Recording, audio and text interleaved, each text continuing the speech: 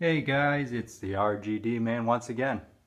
We are here today finally with an older unit, even though it is something you guys have all seen before, the Model 940A track drive. As you guys all know, I do love a good old track drive. This has the replacement drive tape in it. The reason this was pulled, the capacitor was blown and the tape was also bad. So I got a replacement tape. The guy from work, my boss, he had a tape, and so he gave that to me, as well as I got to take this operator. And just so you guys know to stay tuned and don't leave the channel because I haven't been putting out any nice videos. I do have a couple of very nice old operators, so we'll just leave it at that, and they are quite old.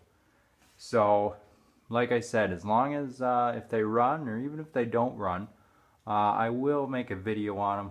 So I want you guys to stay tuned. It's just getting settled in down here, and like I said, still moving some operators once in a while.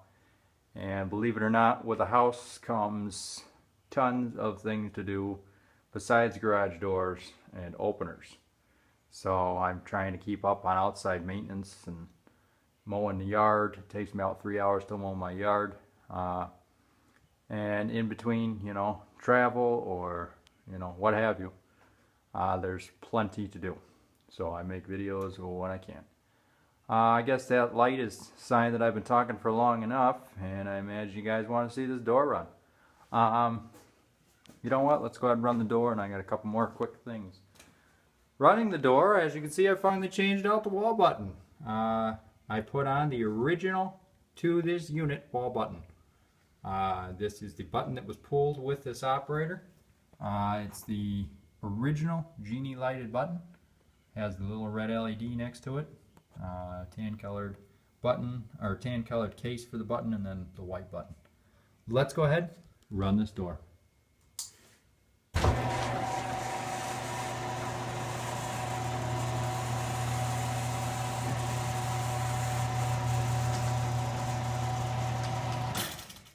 Classic sound of a track drive.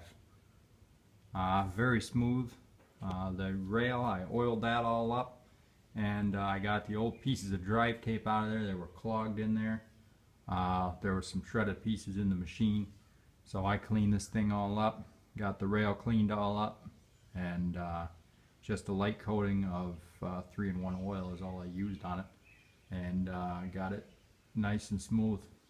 Let's go ahead and run this back down.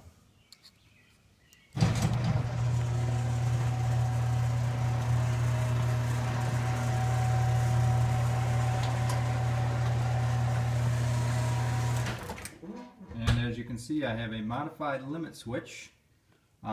This is the plastic replacement limit switch.